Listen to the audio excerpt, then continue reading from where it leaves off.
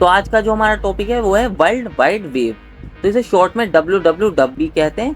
तो ये वाला जो टॉपिक है इसकी तो थ्योरी हम देख ही लेंगे, पहले इसके बारे में समझते हैं कि वर्ल्ड वाइड वेब क्या होता है। तो वर्ल्ड वाइड वेब जो है ना हमारा ना वेब या वेब पेजेस का ना या वेबसाइट भी कह सकते हैं, उनका कलेक्शन होता है। सारी की सारी जो वेबसाइट होती है ना वो हमारी वर्ल्ड वाइड वेब पर ही सेव होती हैं। इसे एक आप सर्वर की तरह भी मान सकते हैं, जबकि लोग समझते हैं कि इंटरनेट और WWW सेम ही होते हैं, जबकि ये दोनों अलग हैं। इंटरनेट जो है ना हमारा सारी जो नेटवर्क है उनका कलेक्शन होता है, और जो हमारा वर्ल्ड वाइड वेब है ना इसके अंदर ना इन्फॉर्मेशन सेव होती है, जैसे कि वेबसाइट सारी की सारी सेव हो गई। एक तरीके से सर्वर मान सकते हैं कि सारी की सारी इन्फॉर्मेशन ना इसके ऊपर सेव रहती है। सारी वेबसाइट भी इसके ऊपर सेव रहेंगी, इन्फॉर्मेशन सब इसके ऊपर सेव रहेंगी हमारा वर्ल्ड वाइड वेब के अंदर। ठीक है, यही होता है हमारा वर्ल्ड वाइड वेब। तो अब इसकी थ्योरी भी देख लेते हैं, जो कि फर्स्ट पॉइंट हमारा क्या है, द वर्ल्ड वाइड वेब।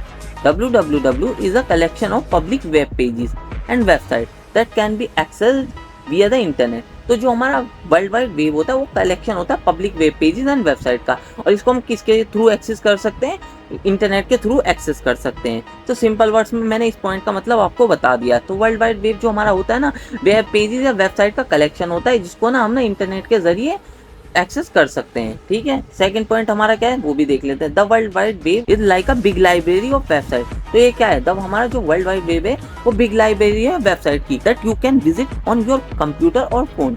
तो इसको हम किस तरीके से विजिट कर सकते हैं, देख सकते हैं हम ना इसको कंप्यूटर फोन के थ्रू विजिट कर सकते हैं। सब कुछ हमें पता है कि किस तरीके से देखते हैं हम वेबसाइट, जितनी भी हम वो फोन पर भी देख सकते हैं, कंप्यूटर पर भी देख सकते हैं। It's a place where you can find information about almost anything. तो ये एक ऐसी जगह है जहाँ पर ना आप ना सारी चीज़ों की ना इन्फॉर्मेशन फाइंड कर सकते हैं। एनीथिंग जो भी आप चाह रहे हैं सारी की सारी ज़्यादातर इन्फॉर्मेशन आपको सारी की सारी इन्फॉर्मेशन मिली जाएगी इसके ऊपर। तो सेकंड पॉइंट यही है हमारा। थर्ड पॉइंट भी देख लेते हैं। The world wide web also known as web, WWW और W3। तो इस तरीके से किसी भी नेम से आ सकता है, तो इनको ध्यान रखना है। तो हमारा जो है ना वर्ल्ड वाइड वेब को या तो वेब कहते हैं या WWW या W3, इस तरीके से किसी भी तरीके से पूछा जा सकता है।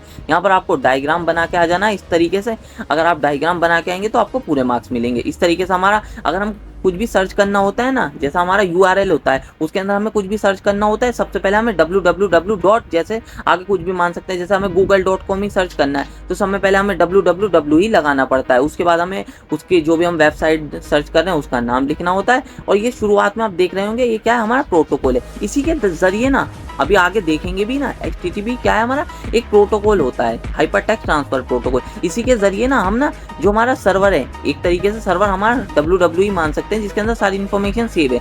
तो ये ना रिक्वेस्ट भेजता है सर्वर को, और फिर सर्वर ना जो हमने रिक्वेस्ट भेजी है उसका ना रिस्पॉन्स ना भेज देता, जो भी हमने वेबसाइट की इन्फॉर्मेशन मांगे उसको हमारे पास भेज देता है। ठीक है, इस तरीके से हाइपरटेक्स्ट ट्रांसफर प्रोटोकॉल को मान सकते हैं। अभी आगे हमें देखेंगे भी इसको। तो वर्ल्ड वाइड वेब यही होता है। आपको डायग्राम भी बना के आ जाना, पूरे मार्क्स मिलेंगे अगर आप डायग्राम बना के आते हैं। तो अब हम अपना फोर्थ पॉइंट भी देख लेते हैं। फोर्थ पॉइंट हमारा क्या है, the world wide web which is also known as web. Web के नाम से भी जाना जाता है, हमने अभी पहले बता भी दिया, is a collection of website और वेब पेजेस।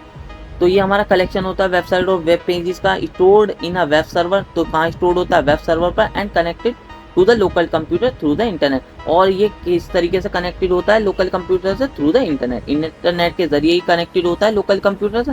तो वेब सर्वर्स के बारे में भी हम नेक्स्ट वीडियो में देखेंगे, वेब सर्वर्स क्या होते हैं। तो वेब सर्वर्स भी बहुत ज़्यादा इंपॉर्टेंट है। वेब सर्वर्स, वेब ब्राउजर किसे कहते हैं, तो हम नेक्स्ट वीडियो में देखेंगे, एक साथ देख लेंगे वेब सर्वर्स और वेब ब्राउजर को भी। ठीक है, आगे क्या है, दीज वेबसाइट कंटेन्स। तो वेबसाइट हमारी कुछ भी कंटेन कर सकते हैं, text pages, digital image, audio, videos, etcetera, कुछ भी हो सकता है।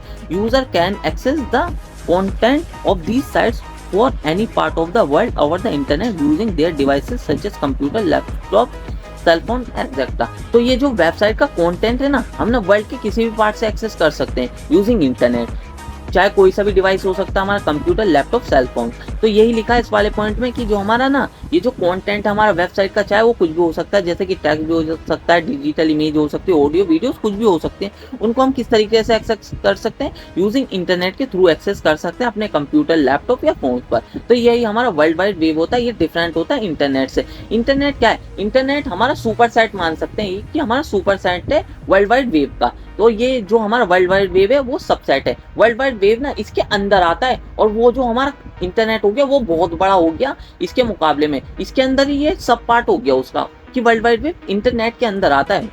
जो हमारा इंटरनेट होता है वो कलेक्शन होता है नेटवर्क्स का, जो कि आपस में कम्युनिकेट कर सकते हैं, डेटा ट्रांसफर कर सकते हैं, रिसोर्सेज शेयर कर सकते हैं, ठीक है। और वो सब नेटवर्क जो है ना आपस में कनेक्टेड रहते हैं। वीडियो को लाइक और चैनल को सब्सक्राइब कर लीजिए। अब मिलते हैं इसी तरीके की नेक्स्ट वीडियो में।